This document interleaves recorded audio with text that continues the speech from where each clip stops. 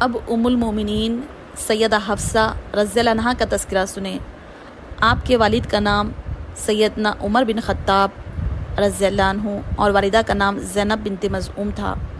آپ سیدنا عمر بن عبداللہ رضی اللہ عنہ کی بڑی اور حقیقی بہن تھی۔ اعلان نبوت سے پہلے 5 سال پہلے مکہ میں پیدا ہوئی۔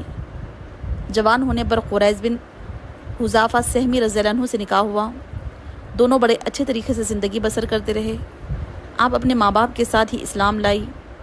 آپ کے پہلے شوہر قنیس رضی اللہ عنہ بھی مسلمان تھے۔ آپ نے اپنے شوہر کے ساتھ مدینے کی طرف ہجرت فرمائی۔ 2 ہجری میں غزوہ بدر ہوا۔ اس لڑائی میں قنیس رضی اللہ عنہ کو ایسے زخم آئے کہ جام شہادت نوش فرمایا۔ بیٹی کے بیوہ ہونے پر سیدنا عمر رضی اللہ عنہ کو ان کے نکاح کی فکر ہوئی۔ ایسے میں نبی صلی اللہ علیہ وسلم نے خود سیدہ حفصہ رضی اللہ عنہا سے نکاح کی پیشکش کی۔ یہ نکاح 2 ہجری میں ہوا۔ ایک قول یہ بھی ہے کہ غزوہ احد کے بعد ہوا۔ نکاح کے بعد آپ حرم نبوت میں رہنے لگی۔ سیدہ حفصہ رضی اللہ عنہا کے مرتبے کا اندازہ اس بات سے بخوبی لگایا جا سکتا ہے کہ جبرائیل امین اللہ کے حکم لے کر آئے اور فرمایا یہ صرف دنیا میں ہی نہیں جنت میں بھی آپ کی بیوی ہوں گی۔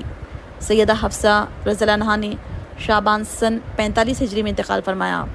یہ سیدنا امیر معاویہ کی خلافت کا زمانہ تھا۔ مدینے کے گورنر اس وقت مروان بن حکم تھے۔ انہوں نے ہی نماز جنازہ پڑھائی، جنازے کو کندھا بھی دیا۔ سیدنا ابو ہریرہ رضی اللہ عنہ جنازے کو قبر تک لے گئے۔ ان کے بھائی عبداللہ بن عمر اور عبداللہ بن عمر کے بیٹوں عاصم، سالم، عبداللہ اور حمزہ نے قبر میں اتارا۔ وفات کے وقت ان کی عمر 60 سال تھی۔ سن وفات میں کچھ قول اور بھی ہے۔ غاوہ میں ان کی کچھ جائیداد بھی تھی۔ وفات سے پہلے ان کے بھائی عبداللہ بن عمر رضی اللہ عنہ کو بلا کر وصیت کی اس زمین کو صدقہ کر دے۔ نہایت فضل اور کمال کی مالک تھی۔ آپ نے 160 احادیث روایت کی ہے۔ ان کے خاندان کے 7 آدمیوں نے غزوہ بدر میں شرکت کی۔ وہ 7 افراد یہ ہے: والد، چچا زاد، شوہر قنیس، 3 ماموں عثمان بن مظعوم، عبداللہ بن مظعوم اور خدامہ بن مظعوم اور ان کے ماموں کے بیٹے سائب بن عثمان۔ یہ اعزاز سیدہ حفصہ رضی اللہ عنہا کے لیے خاص ہے۔ دن میں اکثر روزہ رکھتی، رات میں قیام کرتی، انتقال کے وقت بھی روزے سے تھی۔